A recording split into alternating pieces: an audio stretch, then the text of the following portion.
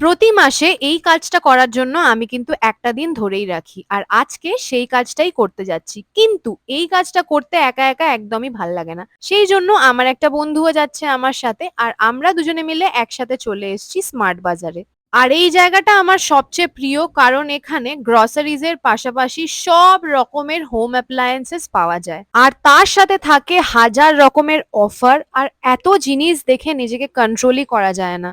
যেকোনো প্রোডাক্টের 10 থেকে 15 রকমের ভ্যারাইটি আর ব্র্যান্ড পাওয়া যাবে, সেই জন্য চুজ করে কেনাটা খুবই ইজি এখানে।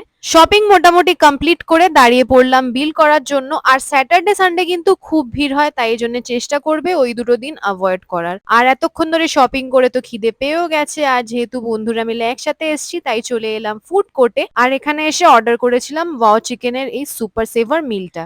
যারা যারা কেএফসি খেতে ভালোবাসো তারা কিন্তু ওয়াও চিকেনটা একবার ট্রাই করে দেখতে পারো, একদম হুবহু সেম টেস্ট, আর প্রাইস কেএফসির তুলনায় লিটারালি হাফ। তো ঝাল ঝাল খাওয়ার পরে এবার মনটা একটুখানি মিষ্টি মিষ্টি করছিল, তাই জন্য চলে এলাম এই সফটি কর্নারটায়। আর এই চকলেট ডিপড আইসক্রিমস গুলো খেতে কিন্তু আমার দারুণ লাগে। এরম ভাবে যদি কেউ বাজার করতে যেতে বলে আমি তাহলে রোজই বাজার করতে যেতে রাজি আছি। ব্যাস, এরপর আইসক্রিমটা শেষ করে পার্কিং এ গিয়ে বাইকটা নিয়ে চললাম বাড়ি। টাটা।